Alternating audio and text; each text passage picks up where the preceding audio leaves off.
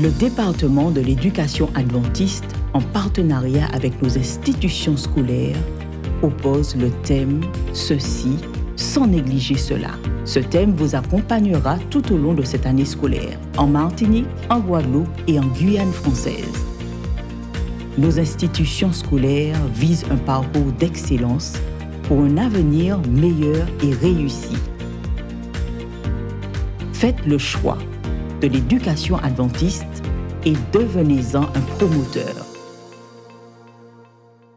Chers auditeurs, chers téléspectateurs, chers internautes, une semaine de labeur s'achève et voici arrivé le jour du repos tant attendu.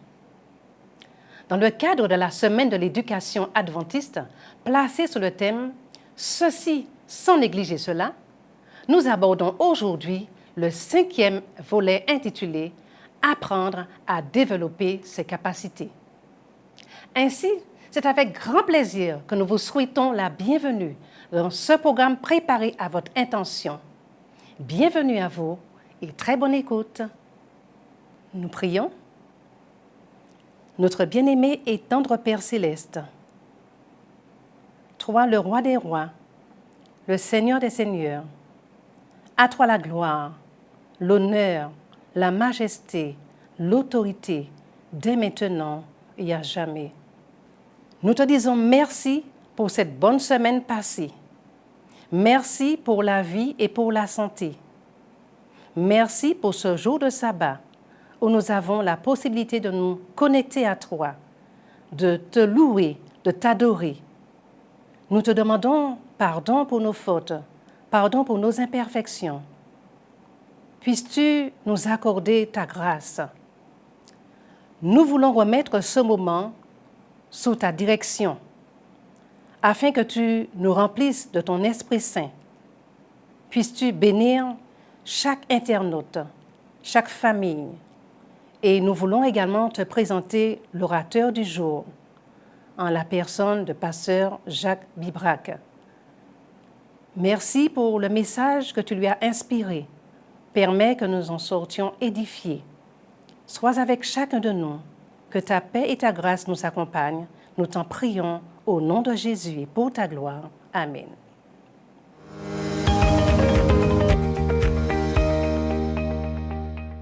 Le sujet que nous aborderons aujourd'hui est un sujet très important. Il s'agit d'apprendre à développer ses capacités, en tout cas permettre à l'enfant de développer ses capacités. Les deux textes qui nous accompagnent aujourd'hui se trouvent dans Proverbe 22, verset 6. « Instruis l'enfant selon la voie qu'il doit suivre, et quand il sera vieux, il ne s'en détournera pas. » Dans Marc 10, versets 13 et 14, il nous est dit aussi « On lui amena les petits-enfants afin qu'il les touchât, mais les disciples reprirent ceux qui les amenaient. Jésus, voyant cela, fut indigné et leur dit « Laissez venir à moi les petits-enfants et ne les empêchez pas, car le royaume de Dieu est pour ceux qui leur ressemblent. » Je vous invite maintenant à prier avec moi. Éternel notre Dieu, alors que nous allons aborder cette question qui est importante pour que nous puissions permettre à nos enfants de pouvoir pleinement s'épanouir, que tu nous conduises dans cette réflexion au nom de Jésus et pour ta gloire. Amen. Nos enfants ont besoin, chers amis, d'être dans les meilleures conditions pour pleinement s'épanouir. Cela sous-tend que leurs parents soient là pour être à leur côté. Ce ne sont pas seulement les parents, les enseignants, les éducateurs, mais c'est toute autre personne qui se trouve dans leur cercle, devront les aider à pouvoir développer leurs capacités pleinement, afin qu'ils donnent leur pleine mesure. Ainsi, ils montreront leurs aptitudes avec une totale confiance en eux. Pour ce faire, il est important de connaître le développement naturel de l'enfant. De plus, l'enfant évolue dans un monde imaginaire. Donc, il faut tenir compte de son épanouissement spirituel par rapport à ce monde imaginaire. Par ailleurs, la construction mentale de l'enfant ne peut se faire sans s'assurer de son bien-être psychologique. C'est pourquoi les adultes doivent s'appliquer à reconnaître et développer les talents et les capacités de l'enfant, tout en favorisant, bien entendu, son sens critique et sa créativité et ses compétences. Lorsque nous parlons du développement naturel de l'enfant, nous sommes en train d'inviter les parents véritablement à s'informer sur l'évolution de l'enfant de 0 à 18 ans pour comprendre comment ce dernier grandit et se confronte à des changements permanents.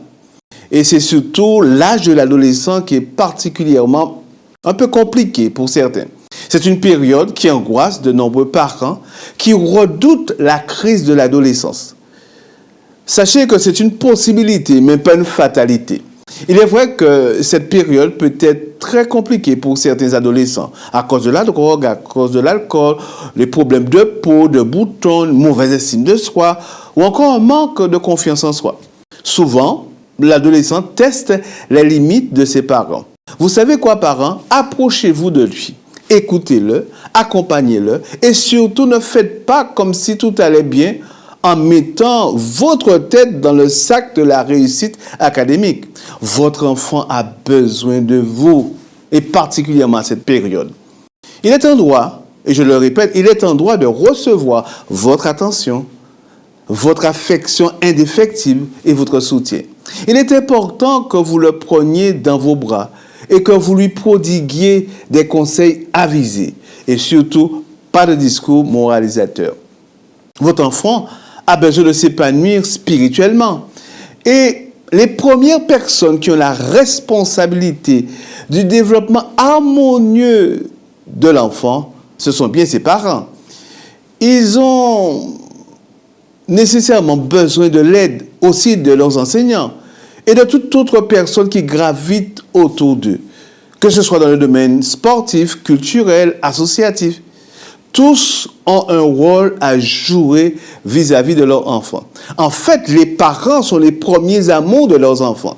Dès la naissance, et je dirais même avant, les parents se sont engagés à assurer l'épanouissement spirituel de leur enfant.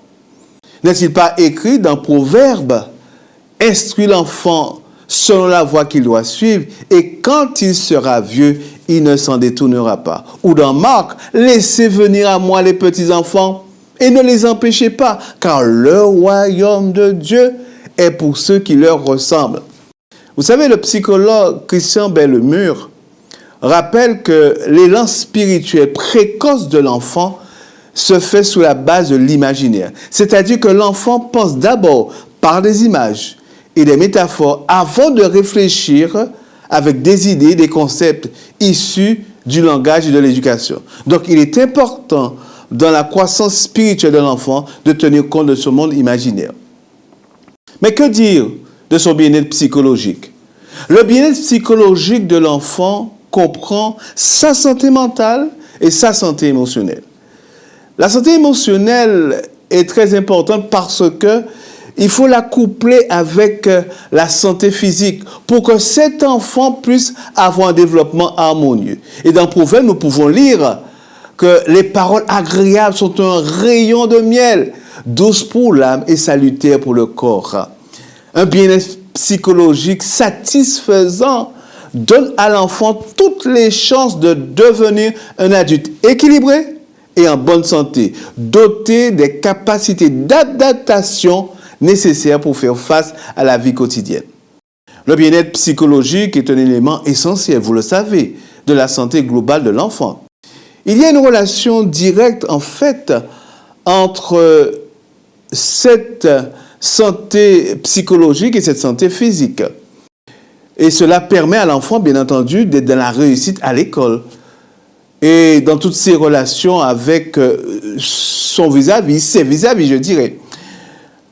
Donc, le bien-être psychologique d'un enfant peut être influencé par un certain nombre de facteurs tels que la vie familiale, la vie scolaire, l'environnement, en fait, au sens large. La santé mentale et la santé physique, chers amis, sont étroitement liés. Et les problèmes d'un va forcément se répercuter sur l'autre.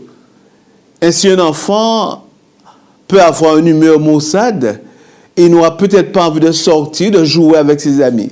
Par conséquent, il est important de se rappeler que santé mentale et santé physique vont ensemble. En veillant à ce qu'un enfant ait des relations positives et gratifiantes au sein de la communauté, nous pouvons l'aider à garder un bon équilibre psychologique. Les moyens à travers lesquels nous pouvons soutenir les enfants sont les suivants. Premièrement, il faut apprendre à écouter son enfant, lui demander comment il va, quelles sont ses préoccupations. Et il faut prendre ses réponses au sérieux. Il faut entrer dans un rapport de dialogue avec lui, des conversations sur ce qu'il ressent, ses sentiments, ses émotions. Et si vous constatez qu'il y a quelque chose d'inhabituel, il faut absolument prendre la chose au sérieux. Il faut aussi apprendre à soutenir son enfant. Si un enfant semble avoir des difficultés, chers parents, essayez de l'aider pour qu'il puisse faire face à sa situation, sa difficulté. Et en fait, c'est le rôle aussi des éducateurs. Et finalement, encourager l'enfant. Il faut s'intéresser à ce que l'enfant aime. Que ce soit le sport, son passe-temps, la lecture, il faut s'intéresser à ce qu'il aime et pas forcément à ce que nous aimons. Parlons avec eux de ce qui les intéresse, ce qui est important pour eux et montre-leur notre soutien. En fait, l'une des façons les plus importantes pour les parents de soutenir leurs enfants est de les écouter et de les prendre tout simplement au sérieux, et particulièrement leurs sentiments.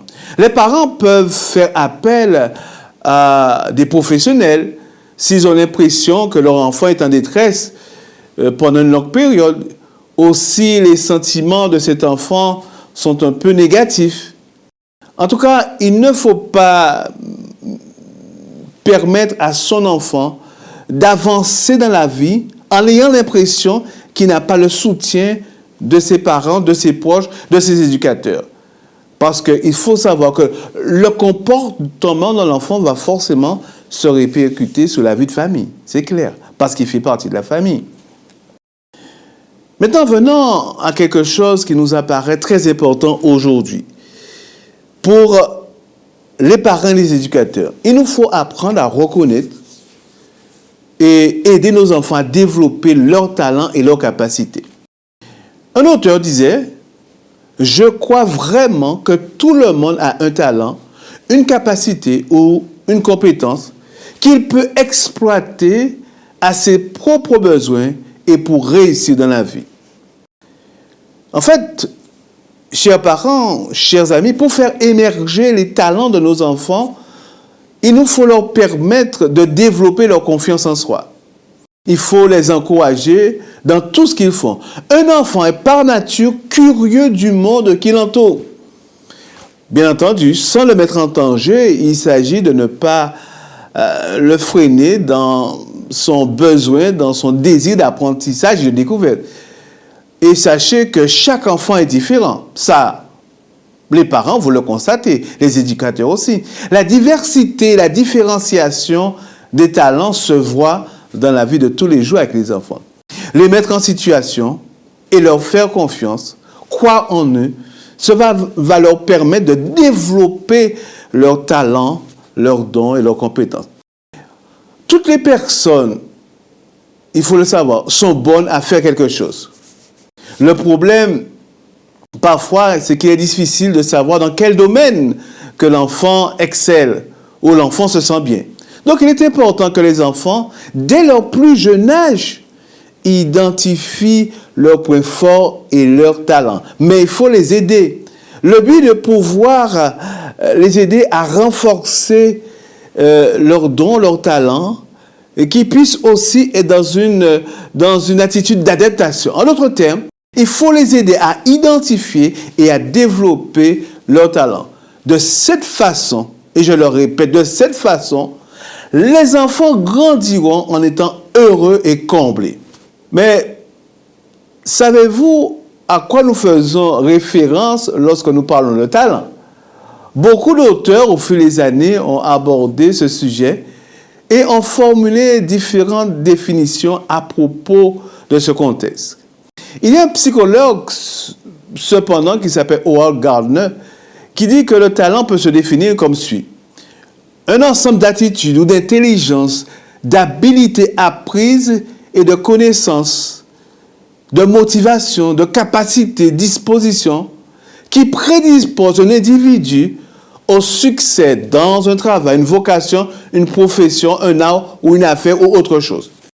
Et par ailleurs, il faut savoir que Gardner a montré que les talents se développent sur la base de 8 domaines où on peut appeler capacité intellectuelle. Premier domaine, le domaine linguistique, c'est-à-dire la facilité à écrire ou à apprendre des langues. Deuxième domaine, le domaine spatial, la facilité, la capacité à connaître ou à manipuler les normes, les grands espaces.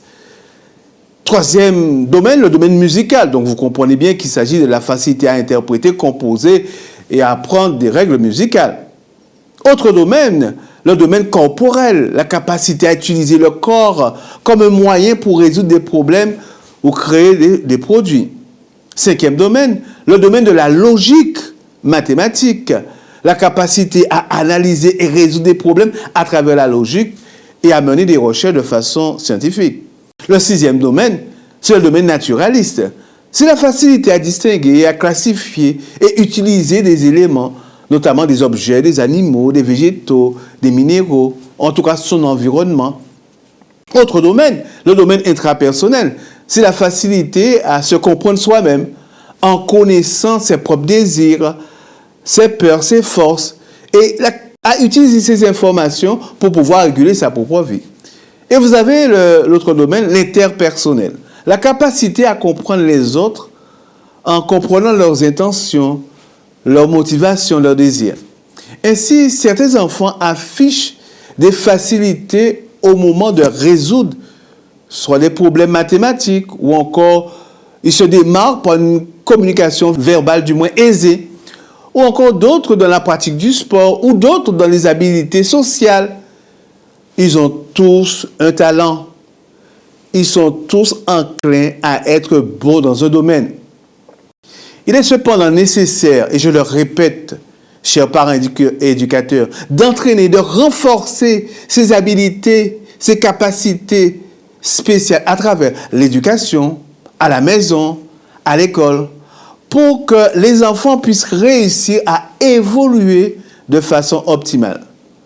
La question que beaucoup se posent, c'est de savoir comment identifier et développer le talent. Il convient de souligner, chers amis, que le talent surgit à partir de la combinaison de 4 facteurs. 4 facteurs. Premièrement, les dispositions génétiques. Deuxièmement, les expériences vécues dans le contexte familial, scolaire et social. Troisièmement, les intérêts et motivations. Et quatrièmement, le style d'apprentissage. Les parents et les enseignants doivent prendre tout cela en compte et observer attentivement les enfants en cherchant à connaître leurs habilités, leurs capacités intellectuelles, et spécifiquement parce que ça va permettre à l'enfant d'avoir de meilleurs résultats dans ce dont il excelle. Une fois qu'on aura identifié les talents des petits, il faudra les développer à travers le travail, la simulation et le renforcement, sans oublier, chers amis, et je le dis, sans oublier l'amusement, le jeu. Le jeu permet effectivement à l'enfant de pouvoir renforcer et stimuler son talent. En procédant de la sorte, le talent grandit en même temps que les enfants renforcent leurs aptitudes, leurs intérêts et leurs motivations. Il est également nécessaire qu'ils prennent progressivement conscience, et ça c'est très important, qu'ils prennent conscience qu'ils ont des capacités différentes des autres. Et ainsi, ils pourront fortifier leur force et avancer. Donc, ils deviendront avec les talents autonomes. Et dans les efforts, ils seront constants parce que ça correspond à leur talent, à leur capacité. Il est important, quand nous faisons cela, que nous puissions apprendre à nos enfants à cultiver le sens critique. Dans le Conseil scientifique de l'éducation nationale dit que l'éducation à l'esprit critique pose le problème majeur de la transférabilité des acquis, car elle ne servirait à rien si elle ne portait pas ses fruits dans la réalité quotidienne. En d'autres termes, si l'enfant développe ses capacités est dans un apprentissage et qui n'est pas en capacité à partir de cela de prendre des décisions de façon autonome, eh bien, tout ce qu'on lui aura appris ne lui servira à rien parce qu'il faut qu'il soit dans la réalité de la vie. L'objectif, nous dit Ellen White, de la discipline est de préparer les enfants à devenir autonomes. Elle dit aussi que les parents et les enseignants doivent s'efforcer de guider le développement des enfants sans entraver l'autonomie des enfants par une autorité excessive. Il est important pour nous de comprendre que c'est une erreur de vouloir briser la volonté des enfants.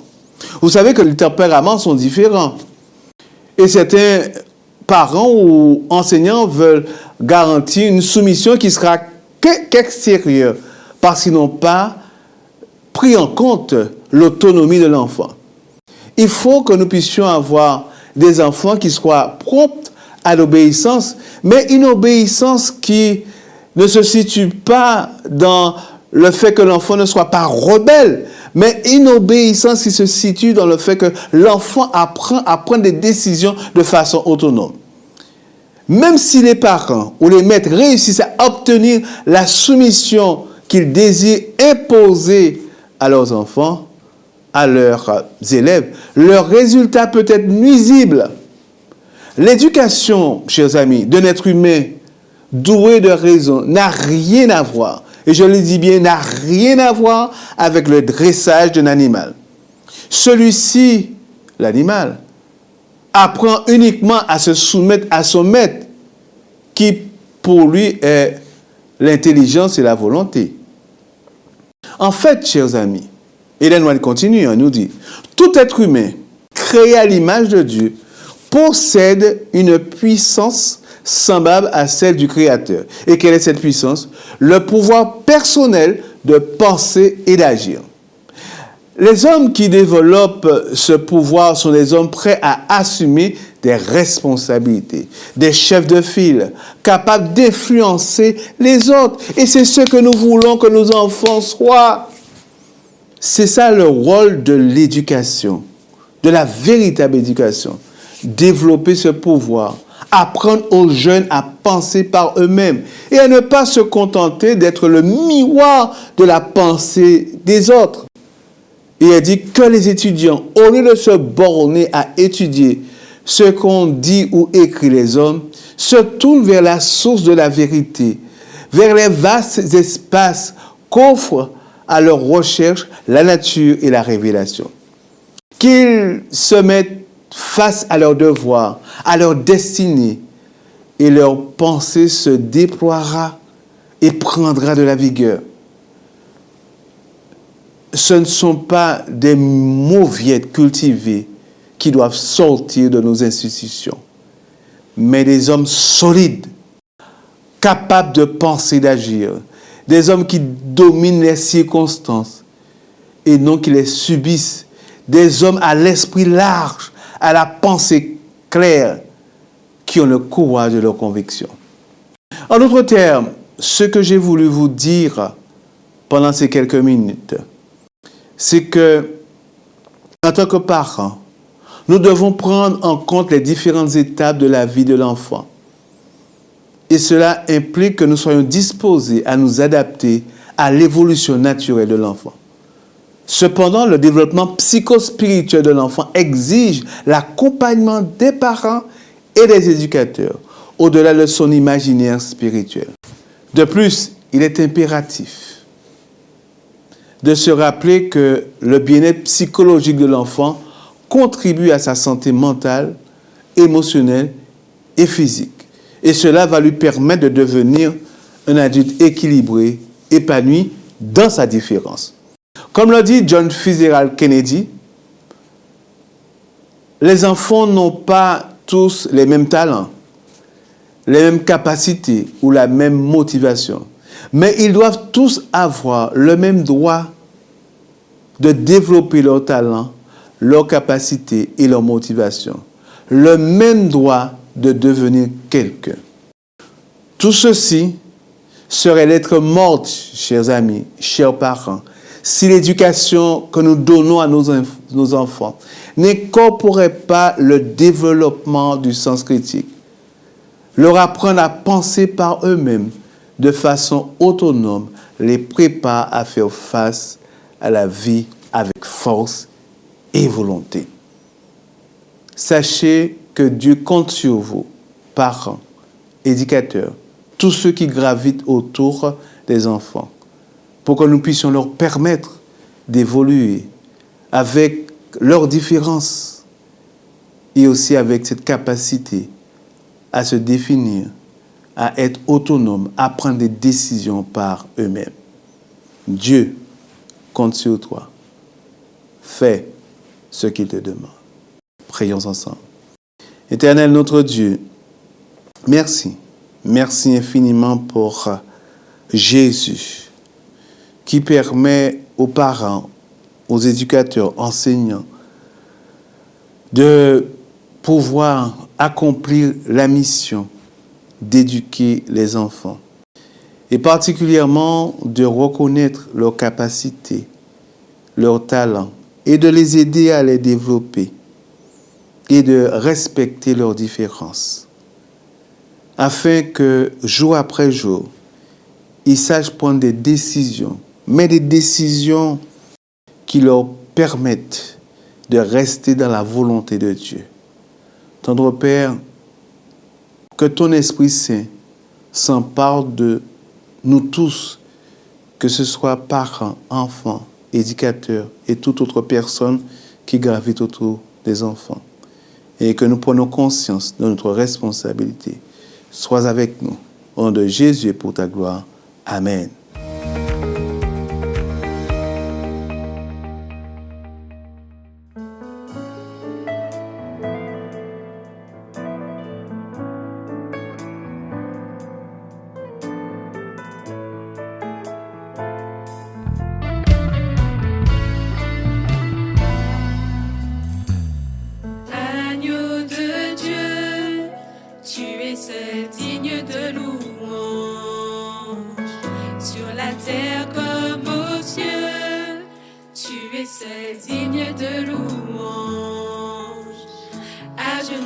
Tu es